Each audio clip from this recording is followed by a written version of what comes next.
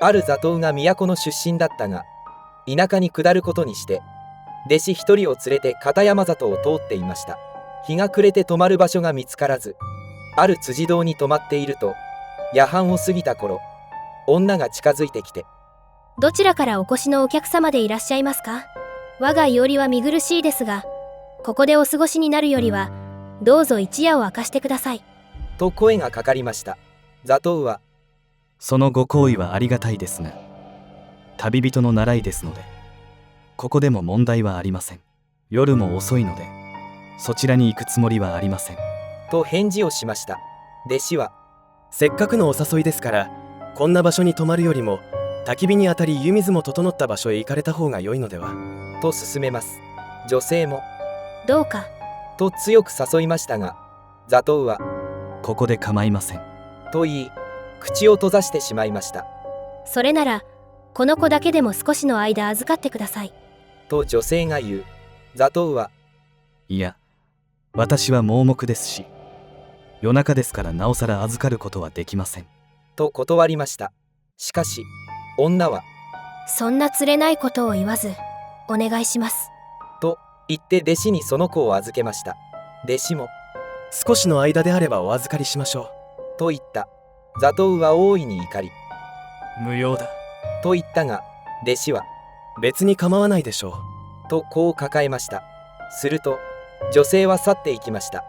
少しすると、その子が弟子の胸の中でどんどん成長し、とうとう14、15歳の姿になり、弟子に襲いかかりました。弟子は驚き悲しんでいるうちに食い殺されてしまいました。その後、再び女性の声で、さあ、次は師匠の座頭だ。と聞こえました。座頭は肝を冷やし、家に伝わる脇差しを琵琶箱から取り出し、何者であれ、かかってくるならば刺してやる。と刀を抜いて構えました。妖怪は刀に恐れをなし、近づきませんでした。女性の声で、なぜ襲わない？と叱ると、この声で、どうしても近づけません。と返しました。しばらく問答が続き、やがて女はどこかへ去っていきました。座頭は恐ろしい経験をしたと震えながら、夜が明けるまで脇差しを手放さずにいました。無事、夜が明けたので道を進んでいくと、誰かが近づいてきて、座頭殿、どこから来られてどこに泊まられたのですか、と尋ねてきました。座頭が一部始終を話すと、それは化け物の住む場所です。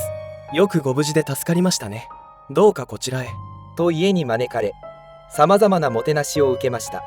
さて、その脇差しを少し拝見させてください。と言われましたが、座頭は、この脇差しは人に見せるものではありません。と断り、刀の幅木元を少し緩めただけにしていました。その時、見せなければ食い殺すぞ。という声が何人分も聞こえました。再び化け物の仕業と悟り、脇差しを抜いて四方八方に振り払ったところ、やがて周りが静まり、やっと本当に夜が明けたのです。こうして座頭は命拾いし、都へ戻ることができました。この脇差しは三条古歌人によって打たれたもので、不思議な霊力が宿っていたということです。